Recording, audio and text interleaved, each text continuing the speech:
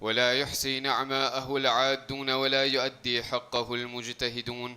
الحمد لله الذي بعد فلا يرى وقرب فشهد النجوى تبارك وتعالى. ثم الصلاة والسلام والتحية والإكرام على سيد المرسلين وخاتم النبيين وشفيع المذنبين الرسول المؤيد والنبي الممجد المصطفى الأمجد الذي سمي في السماء بأحمد وفي الأرض بأبي القاسم محمد، وعلى أهل بيته الطيبين الطاهرين المعصومين الذين أذهب الله عنهم الرجس وطهرهم تطهيرا،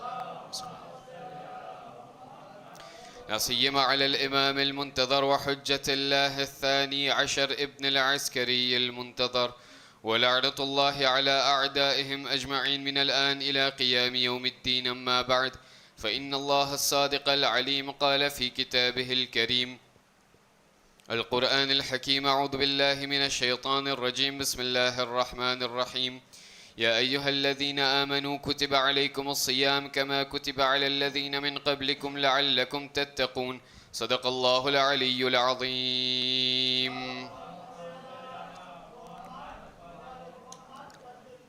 Je vous demanderai un meilleur salawat ala Muhammad wa ali Muhammad.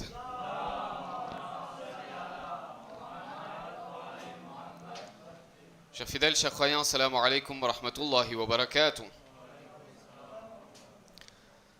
Je ne suis pas heureux dans ma vie. Telle est la plainte et la réclamation de millions de personnes dans le monde actuellement, particulièrement au sein du monde musulman.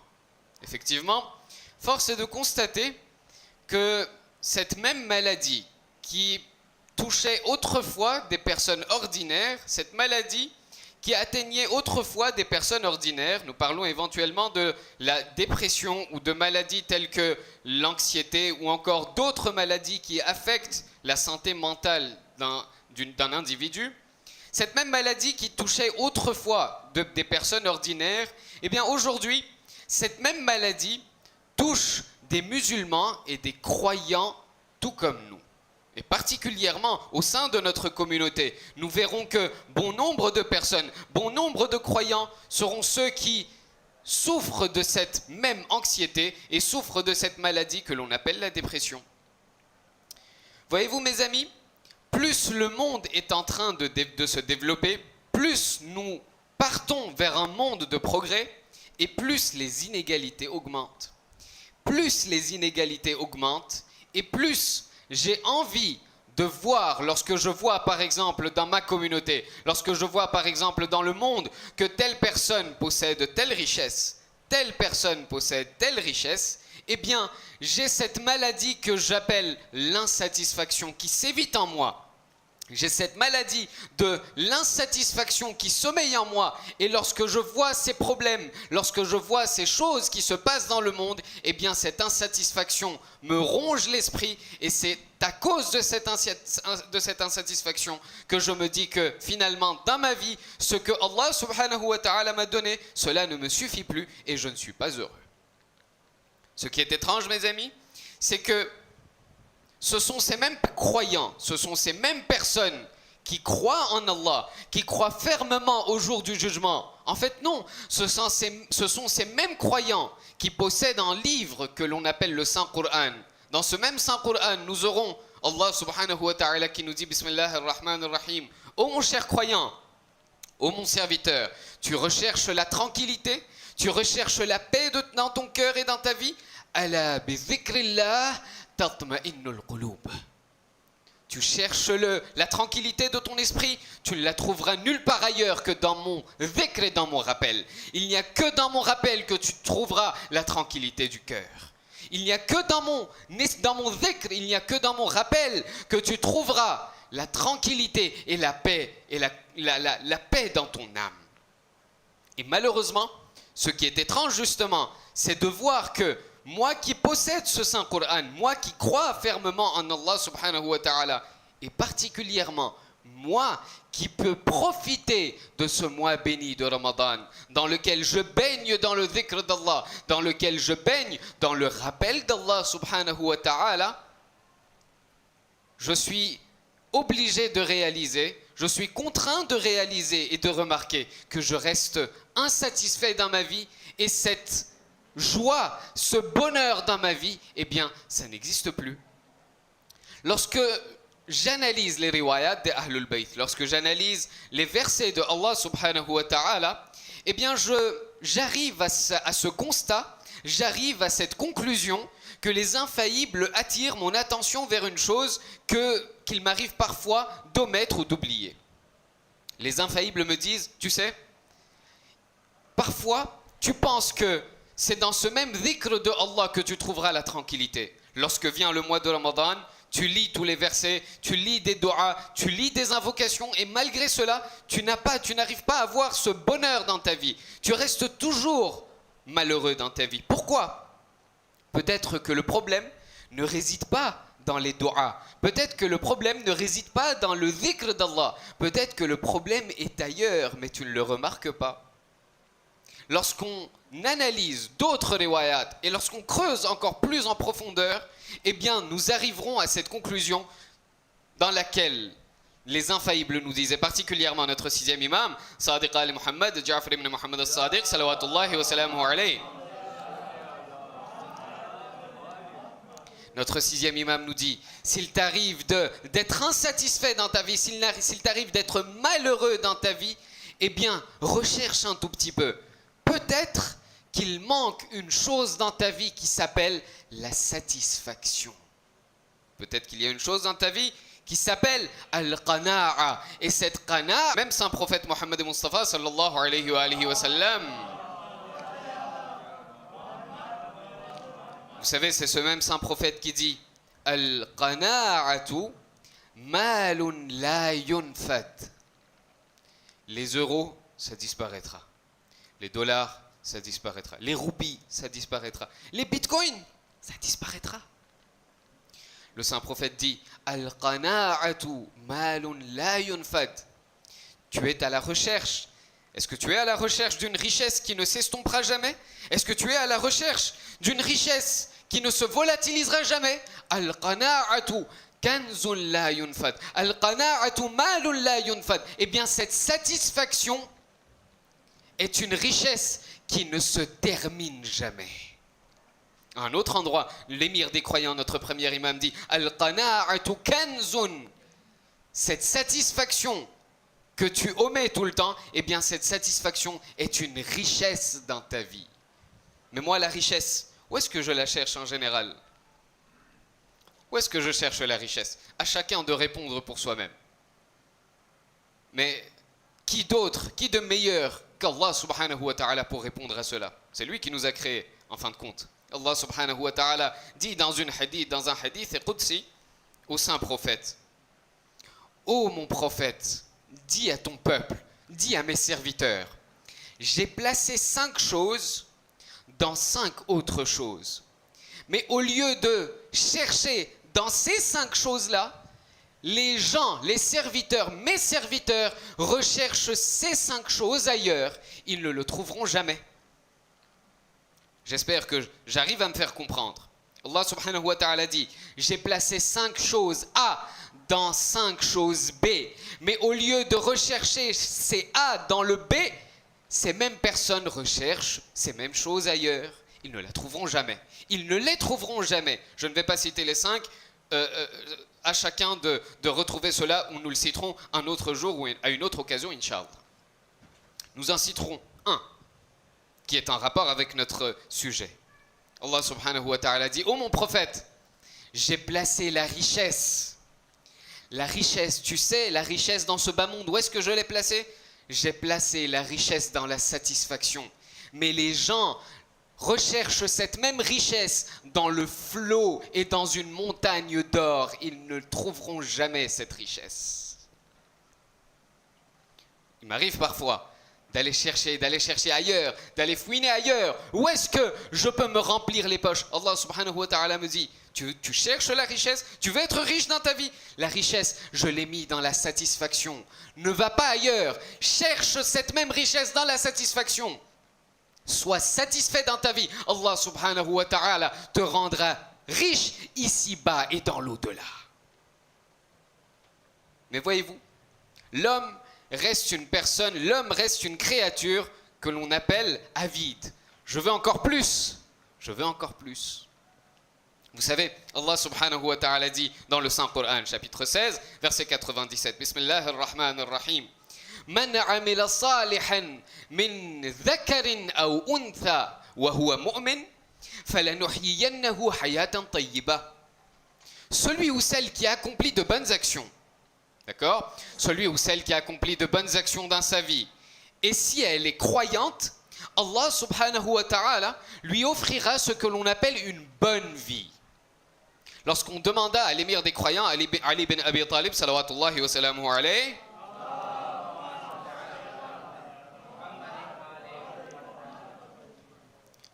lorsqu'on demandait à l'imam Ali, qu'est-ce que la bonne vie? Qu'est-ce que ça veut dire la bonne vie?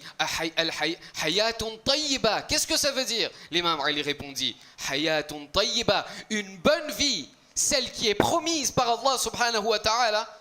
Eh bien, cette bonne vie, c'est une vie, cela fait référence à une vie dans laquelle une personne, un individu a de la satisfaction.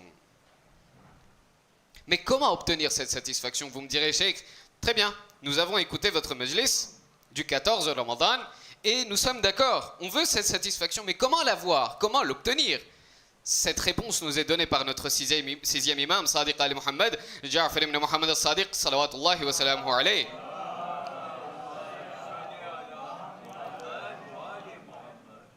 Notre sixième imam me dit, tu veux avoir la satisfaction dans ta vie?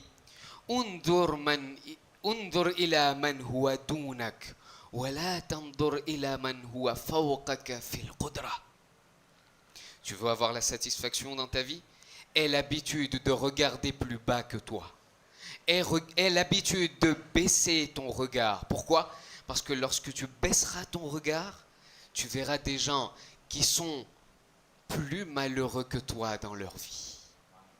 Tu verras des gens, toi tu as des pieds, toi tu as des mains, toi tu as une bonne santé, toi tu as un bon corps, alhamdulillah. Regarde, lorsque tu baisseras ton regard, tu verras des gens qui vivent avec un seul œil et qui n'ont rien à dire. Tu verras des gens qui vivent avec un seul bras, tu verras des gens qui ont un handicap dans leur vie, tandis que toi, Allah subhanahu wa ta'ala t'a donné un corps sain. L'imam Sadiq me dit, tu veux être satisfait dans ta vie? Aie l'habitude de regarder plus bas, n'aie pas l'habitude de hausser ton regard, car plus tu hausseras ton regard, Elon Musk a ça, moi je ne l'ai pas. Telle personne assis, moi je n'ai pas ça.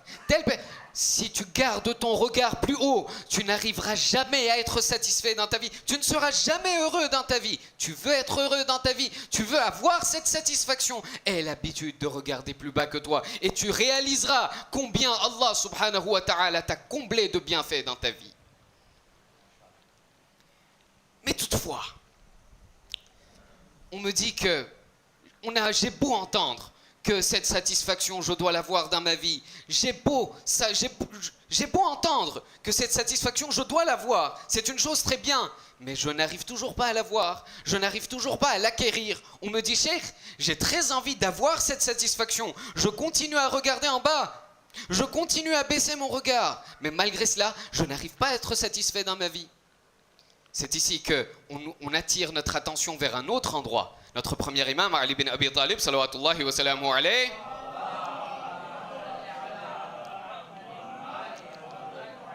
Notre premier imam me dit, tu veux avoir, tu sais pourquoi tu n'arrives pas à être satisfait dans ta vie? Tu sais pourquoi tu n'arrives pas à avoir cette satisfaction, cette tranquillité dans ton esprit? Tout simplement parce que lan tujadul qana'a hatta yufqadul hirs.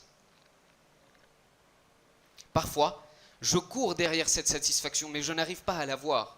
Vous savez pourquoi? L'imam Ali me dit, tant que dans ta vie, il y aura un virus, tu n'arriveras pas à avoir cette satisfaction. Quel est ce virus? L'imam Ali me dit, tant que dans ta vie, il y aura un virus qui s'appelle l'avidité. En ourdou, comment on appelle ça? Le lalach.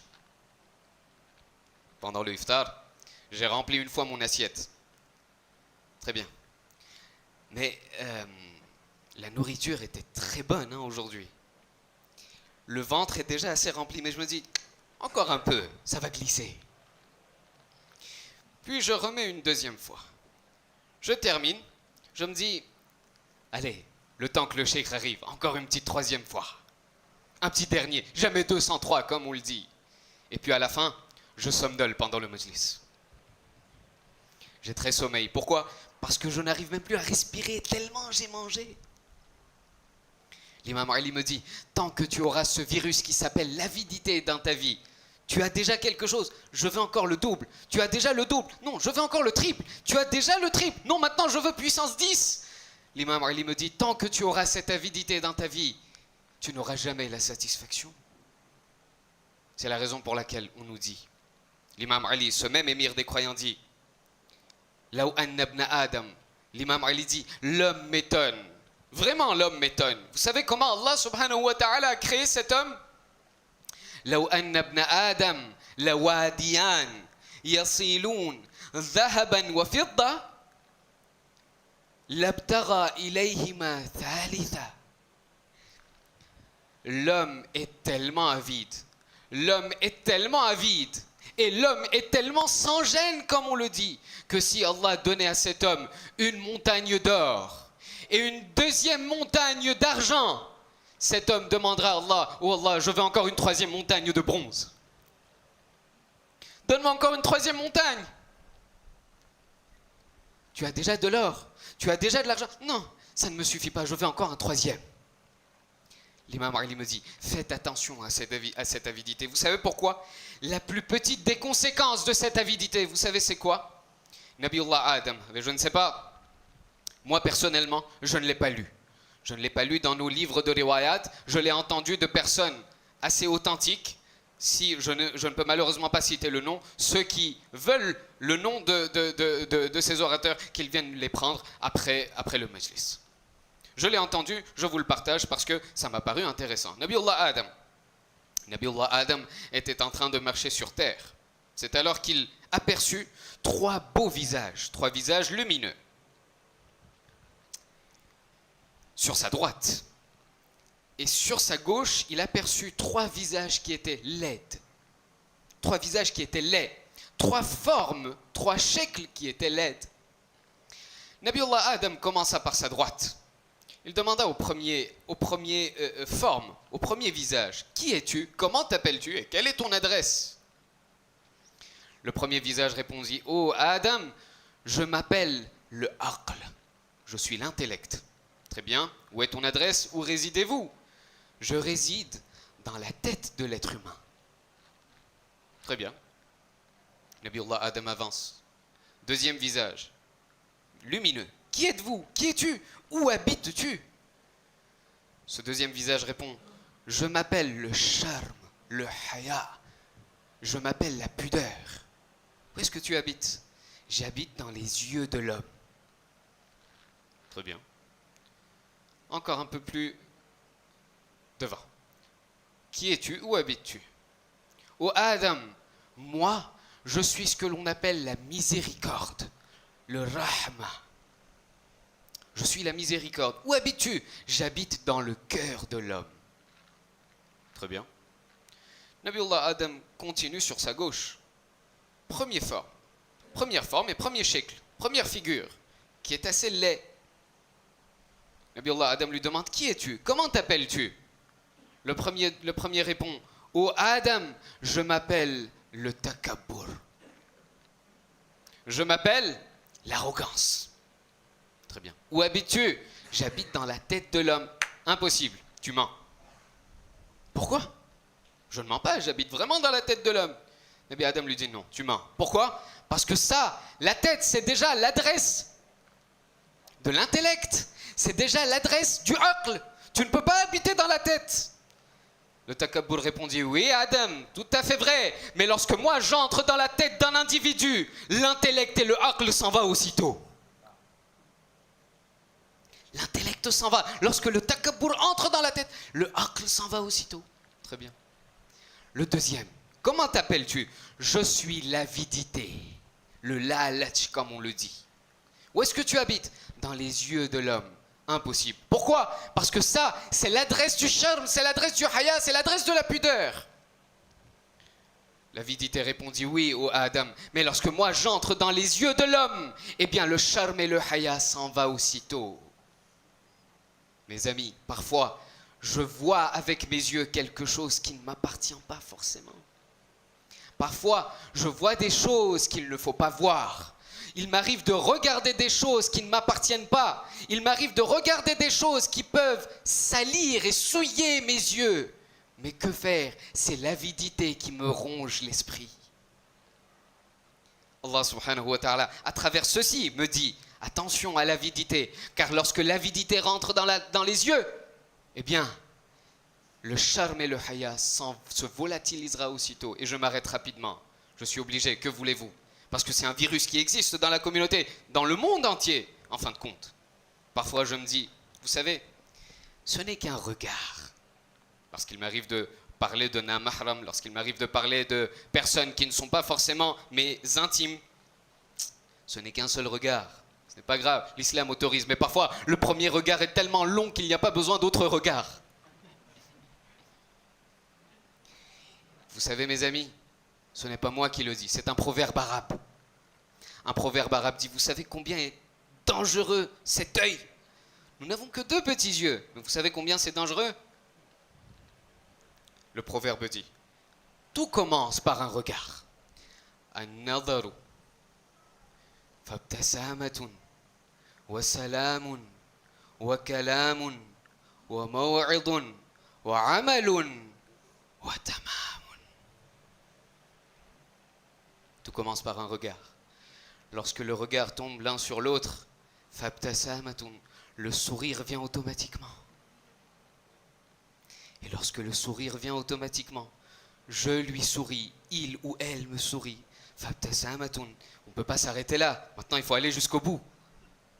Fasalamun, salut, ça va? Un petit café? Mais le salut ne se termine pas.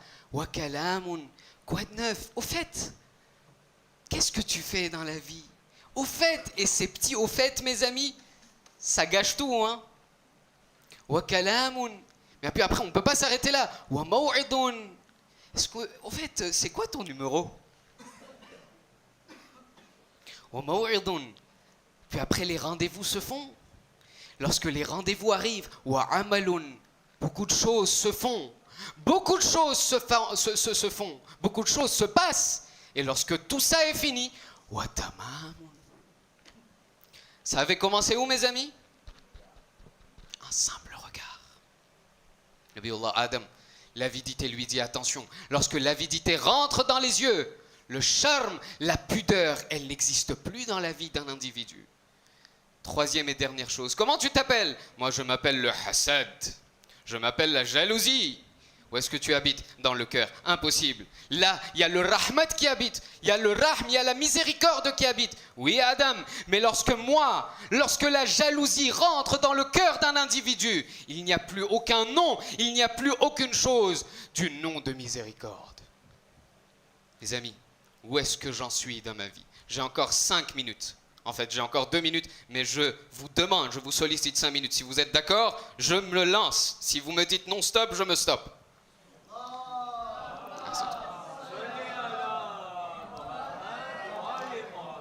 J'ai un hissab avec Maulana, je m'excuse profondément, mais j'aurai un compte à régler, Inch'Allah, avec Maulana, à la fin. Je ne sais pas comment je vais lui payer, mais on verra ça, Inch'Allah.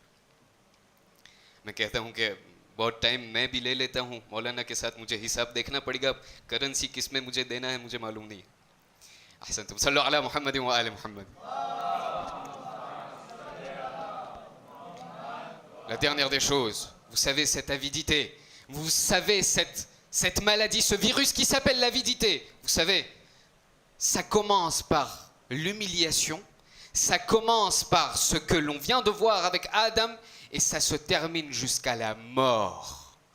Les riwayas nous disent attention à l'avidité, ça risque de te tuer un de ces jours. Vous savez comment?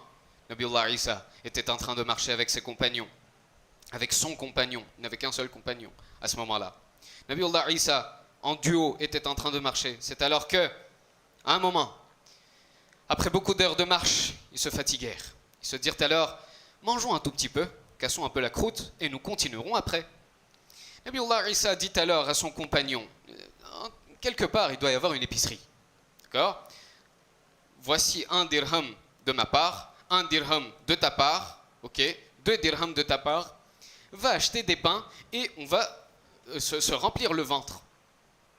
Ce compagnon qui avait 2 dirhams sur lui, prit le dirham de Nabiullah Isa, ce qui fait au total 3 dirhams. Ce compagnon se rendit dans une épicerie avec 3 dirhams. Il trouva alors une boulangerie où il prit 3 pains et il revint vers Nabi Isa. Sur la route, sur le chemin, il se dit 3 dirhams. Isa n'a donné que 1 dirham. 2 dirhams venaient de moi. Et là, nous avons 3 pains. Si j'emmène ces 3 pains auprès de Isa, nous allons devoir faire 1,5. Trouvons une meilleure solution. Trouvons un meilleur compromis. Il avala un pain directement en plein chemin. Il avala un pain. Il se rendit auprès de Nabiullah Isa. Arrivé auprès de Isa, il présenta les 2 pains. Ya Nabiullah, fi khidmatikum, pour vous. Isa regardait les 2 pains et lui demanda, mais tu as eu combien de pains là-bas? Il dit, Nabiullah Isa, 2. D'accord. Ils terminèrent de manger, ils finirent de manger et se levèrent de là. Nabiullah Isa dit, continuons le chemin, on a encore beaucoup de choses à voir. Sur le chemin, alors qu'ils étaient en train de marcher, ils arrivèrent sur une rivière où Nabiullah Isa était un prophète, il avait des pouvoirs. Nabiullah Isa commença à marcher sur l'eau, directement, comme ça. Arrivé à l'autre bout, Nabiullah Isa lui dit alors, viens. Le compagnon lui dit alors, ya Nabiullah Isa, moi je ne suis pas un prophète comme vous. Moi je ne peux pas faire ça, moi. Je ne sais même pas nager. Nabiullah Isa lui dit alors, Nabiullah Isa revint vers lui prit par la main et lui demanda de le suivre. Il lui dit, continue avec moi, marche avec moi. Ce compagnon vit alors que Isa était en train de tenir sa main, il vit que ses pieds ne coulaient pas à l'intérieur. Il vit qu'il arrivait à marcher sur l'eau. Lorsqu'ils finirent de traverser le fleuve, Nabiullah Isa lui dit, qu'est-ce que tu en dis? Tu as vu un miracle vivant, qu'est-ce que tu en dis? Il a dit, Nabiullah Isa, un grand miracle, un aussi grand miracle. Non seulement je vous ai vu, mais j'ai vécu ce miracle. Vous êtes incroyable, vous êtes vraiment un prophète d'Allah. Isa lui demanda alors, combien avais-tu eu de pain là-bas à la boulangerie? Isa lui dit alors, ya Nabi Allah, 2. Il dit très bien. Continuèrent alors le chemin. Sur le chemin, ils virent un troupeau de cerfs qui était en train de courir. Nabiullah Isa lui demanda alors à son compagnon, tu n'as pas envie d'un peu de viande? Une petite brochette par exemple. Il dit, Nabiullah Isa, si c'est vous qui invitez. Nabiullah Isa, par miracle, appela un cerf parmi tout le troupeau. Le cerf vint lui-même, Nabiullah Isa l'égorgea. Ils mangèrent, ils retirent la viande, ils mangèrent ensemble, le ventre rempli.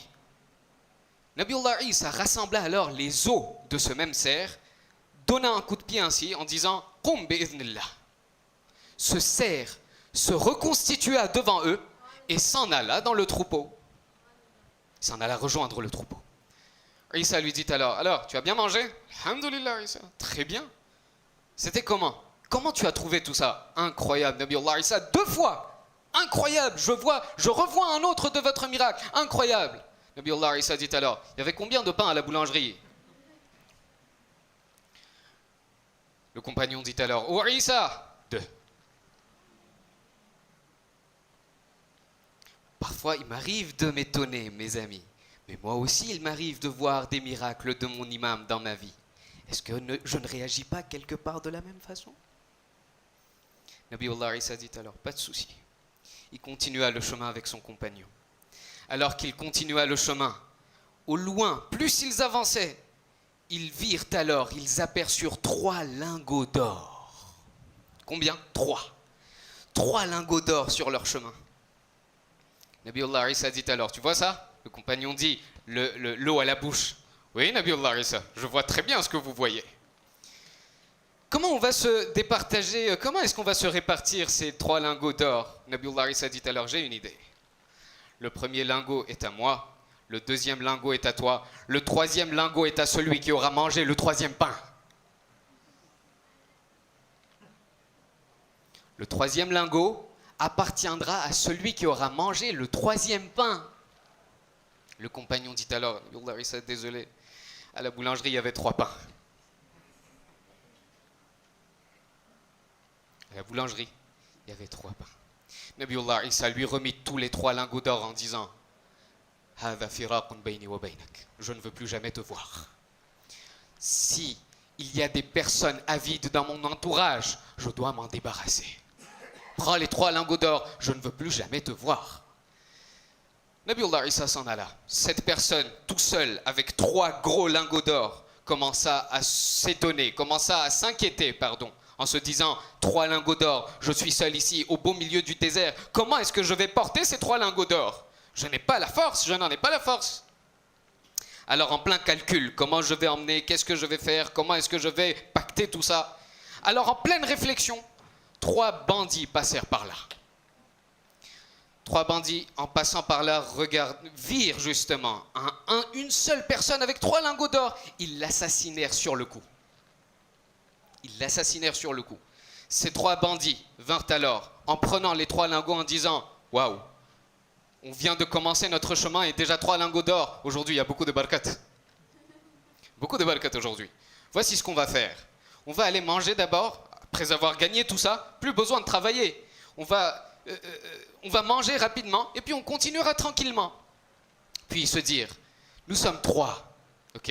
Il faudra bien quelqu'un pour surveiller ces lingots d'or. On va envoyer quelqu'un, un de nous 3, qu'il aille chercher de la nourriture. 2 autres vont attendre ici en surveillant ces lingots. Le premier, un des 3, se rendit à la boulangerie ou à l'épicerie d'à côté pour acheter de la nourriture, tandis que les 2 étaient ici. Écoutez très très bien, la fin vous surprendra. Celui qui était allé chercher de la nourriture à la boulangerie se dit alors, il y a 2 lingots, il y a 3 lingots d'or là-bas. Si les 2 sont encore là, je vais devoir partager avec eux. Laisse-moi mettre du poison, un tout petit peu de poison dans leur nourriture. Ils mangeront, ils mourront sur place, je prendrai les 3 lingots d'or pour moi. Ici, les 2 qui surveillent les 3 lingots d'or se dirent, l'autre qui est allé là-bas, ça nous fera 1 lingot de moins. Lorsqu'il reviendra avec la nourriture, tuons-le sur le coup, comme ça nous fera encore une moitié de plus. Voici comment ça s'organise ici. Ces 2 planifient de tuer l'autre, l'autre planifie de tuer les 2 autres. Lorsque ce dernier revint avec de la nourriture empoisonnée, ces 2 autres, ces 2 compagnons le tuèrent sur le champ. Ça fait donc 2 maïds, ça fait donc 2 corps inertes. En plus du compagnon, il y avait un voleur qui était assassiné. Ces 2 se dirent alors, waouh, 1 demi-lingot de plus, mangeons tranquillement et nous nous en irons. Ils commencèrent à manger. À peine la première bouchée dans la bouche, ces 2 moururent sur le coup. Là, ça fait 3 lingots d'or et 4 corps inertes. Le Nabiullah Isa repassa par là. Lorsque Nabiullah repassa par là, en voyant 4 corps inertes et 3 lingots d'or, il regarda, il s'adressa à la population en face de lui. Il s'adressa à la population de la ville en disant « Ayyuhannas, regardez, voici ce que le monde, voici ce que la dunya fait à ceux qui courent derrière elle. Voici ce que le monde réserve à ceux qui sont avides. Voici ce que le monde réserve à ceux qui courent derrière elle. » Et je conclus avec cette dernière phrase. Notre premier imam dit « Je m'étonne quant à cet homme. Je m'étonne sur cet homme qui amasse tellement d'argent, qui gaspille toute son énergie, qui gaspille toute sa santé pour amasser autant d'argent. Cette même personne redépensera et rejettera toute cette même somme, rejettera cet même argent pour regagner sa santé qu'il avait perdue. Cette personne, vous savez comment elle est? Elle vit dans ce monde comme si elle n'allait jamais mourir. Et lorsqu'elle meurt, c'est comme si elle n'avait jamais vécu. هذا والحمد لله رب العالمين إن الله وملائكته يصلون على النبي يا أيها الذين آمنوا صلوا عليه وسلموا تسليما